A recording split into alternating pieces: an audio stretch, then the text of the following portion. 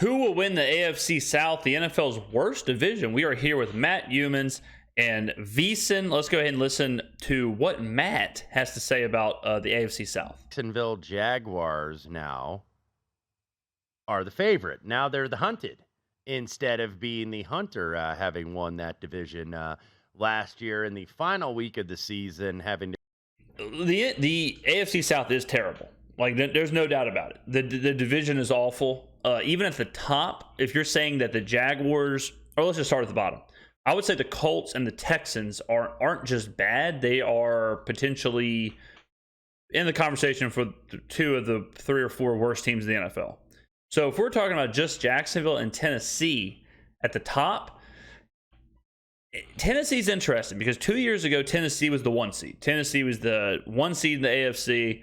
Say what you want about Ryan Tannehill, but Mike Vrabel's a hell of a coach. If Derrick Henry can get back to MVP form, MVP levels of Derrick Henry, the Titans aren't just a rollover kind of team. Now, they could be, I don't want to say tanking, but they could be transitioning away from Ryan Tannehill into Will Levis. If that's the case, I would say Tennessee's going to be pretty bad as well. But I've heard rumors, and I'm sure you've heard rumors as well, that they are in the running for DeAndre Hopkins. Going and getting DeAndre Hopkins is certainly not something you do as a team if you are punting, if you are kind of tanking or you feel like this is a down year. You don't go and get DeAndre Hopkins. You go and get DeAndre Hopkins if you feel like you're going to compete. So assuming Jacksonville is just going to roll over this division when 2 seasons ago they had the 1 seed in the AFC in that division, that's tough. And Jacksonville overachieved last year. I think we can all say that. And it took them until the last game of the year to kind of put Tennessee away. So even with how good Jacksonville was last year, it still wasn't easy for them to run away with that division. To beat the Tennessee Titans with one Joshua Dobbs starting at quarterback. And that was a close game, too, by the way. That was not a blowout. That game was in doubt until the final few minutes of the fourth quarter. Until Dobbs' sack and fumble. Yes. That's what turned the game around. And that's why I think a lot of people are overestimating the Jacksonville Jaguars going into 2023. Don't forget, 2 years ago, the Jaguars were 3-14. Now, I know Doug Peterson. Yeah, I mean, I think people are I think the Jaguars are good. But I do think people at this point are now vastly overestimating how good they are. You know, the idea that they are on the idea that they're right there competing with, you know, the Bengals and the Chiefs and teams like that in the AFC, it's just not the case. They aren't in that class. And they did have a huge turnaround. You know, Doug Peterson did come in and completely change the team, but was it a 1-year type deal? Was Jacksonville just kind of had an injection of energy? Trevor Lawrence took a step forward. Just to assume they are going to take another step forward is a big ask. Now, Calvin Ridley being available is certainly a big deal. Trevor Lawrence, another year with Peterson, certainly a big deal.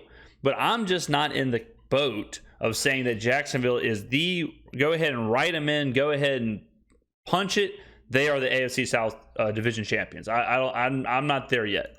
Came in, he turned around Trevor Lawrence, and the Jags went 9-8. But Wes, the Jags had to win 5 in a row at the end of the year just to get to 9-8 in the worst division in the NFL, and they faced 4 really weak quarterbacks during that 5-game winning streak at the end. I think when you're looking at regression candidates in the NFL, the Minnesota Vikings and Jacksonville Jaguars are at the top of the list. Yeah, I'm with you. And one of the things now that you've got to consider about the Jacksonville Jaguars, the offense is going to be good. Trevor Lawrence is going to continue to develop. Maybe. Now they have ATN. Of course, he came back from that Lisfranc injury. But, I mean, even if you look at this right here, like their win total being at 9.5, they had 10 wins last year. They just explained they had to go on a run at the end of the year to even achieve 10 wins. So if there is any kind of resistance, you're talking about a 9-win team that certainly is not a 9-win team in the worst division of football. You know, so that's not a runaway. I mean, they're 3-1 to win the division. They're -$2 to make the playoffs. I guess because the division is so weak, they have to be a heavy favorite to make the playoffs. But it's just surprising to me that so many people are lumping this team in with the Ravens and the Chiefs and the Bengals and the true elite level of the AFC. The year prior, but the entire receiving core also back. Christian Kirk, Zay Jones, Evan Ingram, Marvin Jones. They also had Calvin Ridley from that suspension. Brenton Strange in the tight end in the second round from Penn State. Tank Bigsby is going to be the short yardage back they drafted in the third round out of Auburn. However, the offensive line is an issue for this team. Yes, it is. No offensive lineman on the Jacksonville roster had a PFF grade in the 50th percentile or better last season. Brandon Scherf got signed to all that big money by Trent Baalke. He had the worst season of his career. Cam Robinson is likely going to be dealing with some kind of suspension early in the season. So the rookie they drafted out of Oklahoma is going to have to produce right away. And then I look at the defense. They're pretty solid against the run, but the Jaguars kind of remind me of the Lions, but it seems to be the consensus that the Lions were a fluke. But it also seems to be the consensus that the Jaguars were not a fluke. So whereas I could see it being the opposite, right? I could see Detroit being the team that may build on last season, and Jacksonville may be the fluke. Jacksonville does benefit, though, I will say, even if they do underachieve. Like, let's say they do win 9 games, and let's say they do win the division because the division is so weak. They are not ready to compete in the AFC. But with a young core, a young quarterback, kind of stabilizing yourself as a 8, 9, 10 win team. Well, not 8, but like a 9, 10, 11 win team. If they can stabilize that, if they can go from 3 wins to 10 wins to 9 or 10 wins, somewhere in there, and they can kind of build on that, and Trevor Lawrence can progress, not progress to the to the AFC Championship game or anything crazy like that, but just progress, just be consistent. The franchise just become consistent. I think that'll be a huge win for Jacksonville. So if I was a Jacksonville fan, I would temper expectations. I would temper competing for the AFC, and I would instead hope to see consistent play from my quarterback, consistent play from the franchise, and becoming that consistent 9, 10, 11 win team. They don't get enough of a pass. Because then you can build on that. You can build on Trevor Lawrence being that for a couple of years, and then Trevor Lawrence may explode to where you can compete for the AFC. Pass rush. Josh Allen only had 6 sacks last year. Trayvon Walker only had 3.5. I've talked about Trayvon Walker a lot on the channel. Trayvon Walker, for some reason, he might be the most the most non-talked about first overall pick of all time. No one even knows if he's been good or if he's bad. No one even knows who he is. It's crazy. Like, no one labels him a bust, but no one labels him good. I've never seen him do anything. Like, even when I watch Jaguars games, I don't even know if he's on the field. I have no clue. I don't know if he's playing. I don't know if he's not playing. You just heard it right there. He had 3 sacks last year. It's wild, especially in the NFL, with how we scrutinize draft picks. No one talks about this cat, and the fact that was a first overall pick is wild. Lloyd, the other first-round draft pick for Jacksonville, he got benched for 2 games. Wasn't very good. They do have Olakun, who led the NFL in tackles 2 straight years, but not a lot of them are beyond where they've already gained a bunch of yardage. They're not exactly tackles for loss. So Jacksonville was 29th on third down defense, 25th in red zone defense, and 30th in pass defense DVOA. Pretty bad. And I don't think they did really much to improve this defense at all.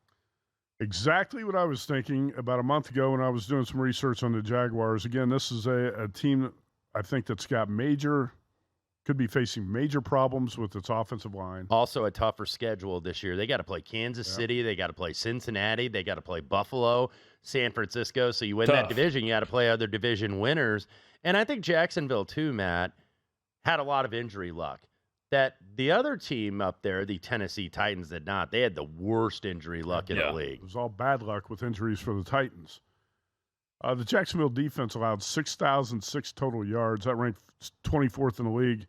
Wes, I thought the biggest problem, and you mentioned it, the Jags don't put enough pressure on the passer. And I think some of these young defensive linemen or pass rushers that they have drafted haven't really produced and put up the numbers. And I'm not surprised at all that Trayvon Walker is not putting up the sack numbers, because he didn't do it at Georgia either. Yeah, let's look at it here. So off the top of my head real quick.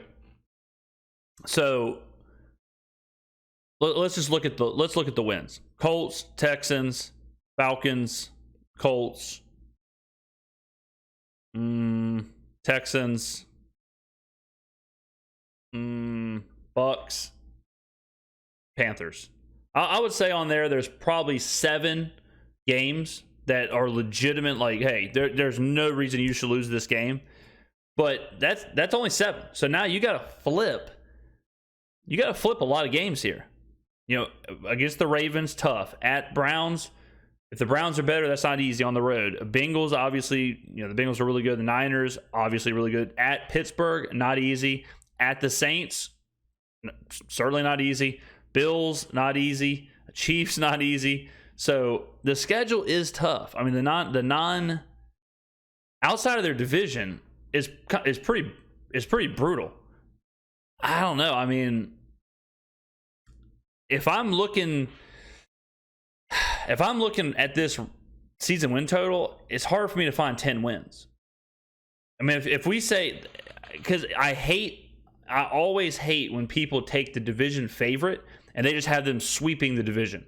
That never happens. You know, like, it's easy to say, all right, well, win versus Texans, 2 wins Texans, 2 wins against the Titans, 2 wins against the Colts. All right, boom, there's 6 wins right there. But how many times do you see the division favorite just go ahead and roll over the rest of the division? You know, there's always a game like at Tennessee, you know, games like that is always like a hiccup for teams.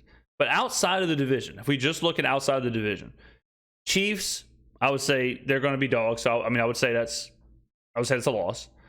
Falcons, I would give them a win. Bills, it's in London, which changes things, but they're definitely going to be dogs.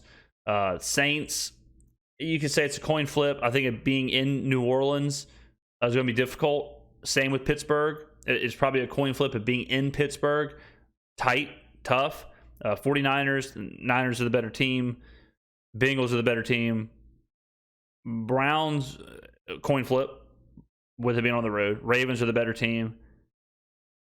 And then, I mean, the rest of the NFC South, you know, we've talked about how weak the NFC South is. But, you know, the Panthers could surprise, I guess. I think the NFC South is going to be competitive. Like, I think the teams are... None of the NFC South, I think, are in the conversation for worst teams in the NFL. Sure. I think he was drafted more number 1 on potential. Right. It wasn't on production, because if they were going production, they would have went with Aiden Hutchinson out of Michigan, who had a very good rookie season for Detroit. Go to VSIN.com. Interesting. Yeah, I mean, the Jaguars, they're a team getting a lot of love right now. Let me know in the comments below what you think, guys. If you're a Jacksonville Jaguars fan, what are you expecting? You know, they go 9-8 last year. Can they improve on that with a tougher schedule?